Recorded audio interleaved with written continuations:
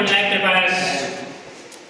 आज हम आप लोगों को बायोलॉजी के लैब में कुछ केमिकल्स और कुछ स्पेसिमेन के बारे में बताऊंगा जो कि हमारे स्टूडेंट्स हैं, और आपको ये जानकारी अगर अच्छा लगेगा तो सब्सक्राइब और शेयर करिए।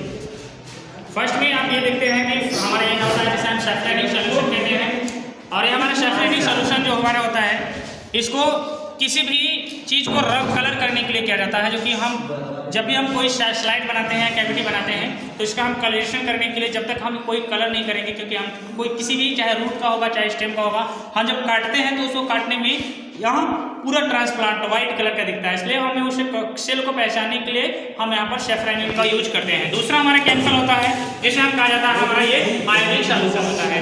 ये हमारा आयोडीन सॉल्यूशन है जो कि हम इसका उपयोग इस लैब में करते हैं। दूसरा हमारा है जिसे हम कहते हैं ये हमारा ग्लिसरीन है। ये हमारा ग्लिसरीन है जो कि हम ग्लिसरीन का उपयोग हम स्लाइड को जब हम कैविटी बनाते हैं तो उस समय हम इसका उपयोग क्या करते हैं।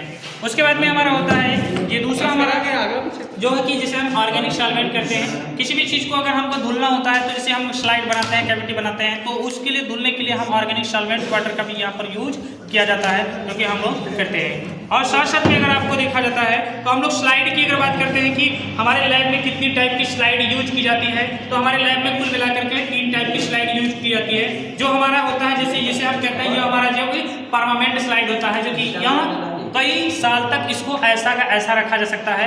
मैं आपको इसमें दिखा दे रहा हूँ जो कि यह हमारा मैमल्स का ब्लास्टुला लगा हुआ है, टेस्टिस इसका है, जो कि ये हमारा इसको परमानेंट स्लाइड कहा जाता है।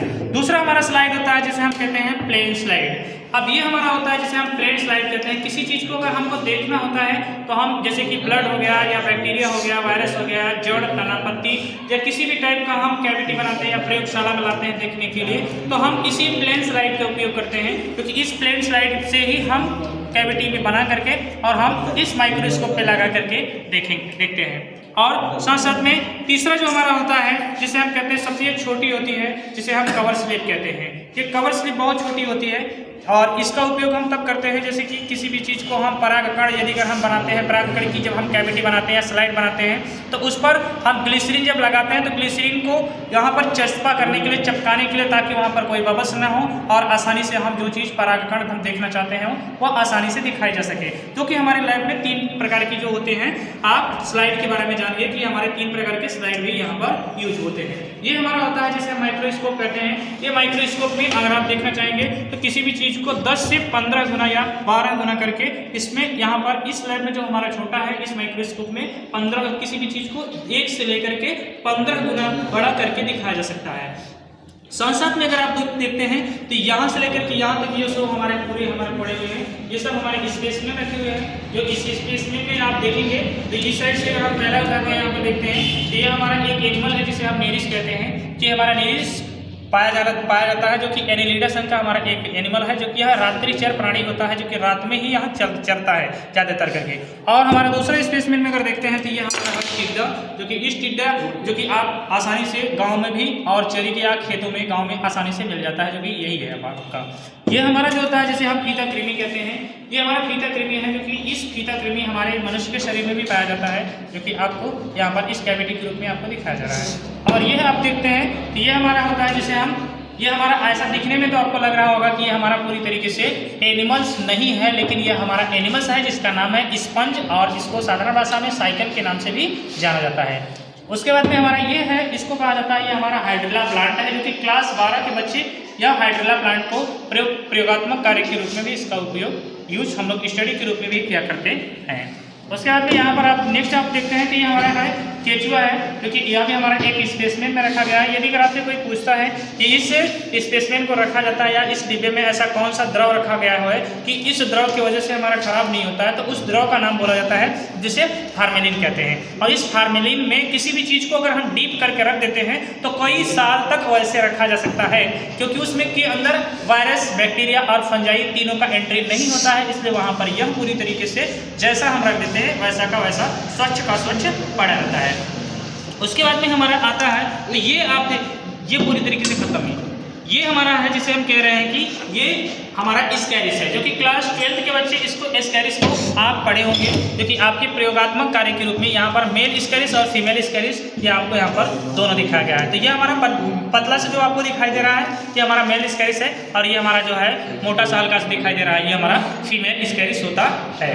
उसके बाद में नेक्स्ट में आपका इधर आता है, तो एक हमारा स्पेसमैन जिसे हम कहते हैं ये हमारा प्लैनेरिया है। ये हमारा प्लैनेरिया भी हमारा एक एनिमल्स में, जो कि इस तरीके से आपको यहाँ पर मैं दिखा दिया हूँ। उसके बाद में और अदर्स में अगर आप जानना चाहते हैं कि हमारे लैब में और सी क्या क्या चीज़ें यूज की जाती हैं, तो हमारे लैब में और सी चीज़ें बहुत सारे मटेरियल्स हैं। ये हमारा है जिसे हम कहते हैं कि ये हमारा वाश ग्लास कहा जाता है। ये हमारा वाश ग्लास है जिसे कि लैब में इसके बगैर में हम किसी भी कैविटी को तैयार करना हमारे लिए सब अच्छा नहीं होता, मतलब बिना इसके वाश ग्लास का हम किसी भी कैविटी को तैयार अच्छे से नहीं कर पाते। तो ये हमारा होता है जिसे हम वाश ग्लास कहते हैं। उसके बाद में हमारा ये होता है, ये हमारा जिसे हम कहते हैं कि मोनोकार्ड। ये हमारा मोनोकार्ड स्टेम है। स्टॉप एवरीबॉडी, ये हमारा मोनोकार्ड स्टेम है। आप मोनोकार्ड स्टेम मीन्स आप जानते हैं कि एक बीजपत्री तना।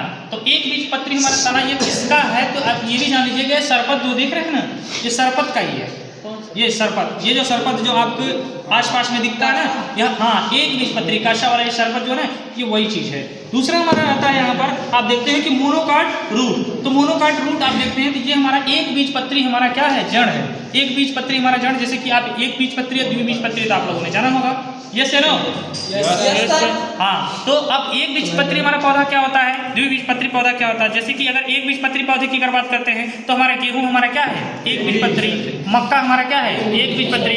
और द्विबीजपत्री की जैसे हमारा चना क्या है, द्विबीजपत्री। मटर हमारा क्या है, द्विबीजपत्री। तो हाँ, ऐसे हमारा ये हमारा क्या है, हमारा ये पूरी तरीके से तो हमारा एक बीजपत्री जड़ है। ठीक है। उसके बाद में आता है नेक्स्ट में हमारे यहाँ पर आता है जिसे हम डाइकाट रूट कहते हैं। ये तो हमारा डाइकाट हमारा ये रूट है, और इस डाइकाट के रूट को हम लोग जैसा कि मैंने आपको अभी जस्ट में बताया था कि यहाँ पर हमारा एक स्लाइड था जो कि जिसे हम प्लेन स्लाइड कहते हैं। और इस प्लेन स्लाइड पर हम पूरी तरीके से अब इसकी जब हम कटिंग करते हैं तो कटिंग करने के बाद में हम इसका उपयोग करेंगे साफ्रेनिन, और साफ्रेनिन का उपयोग करने के साथ साथ में हम उसके बाद में फिर ग्लिसरीन का उपयोग करेंगे।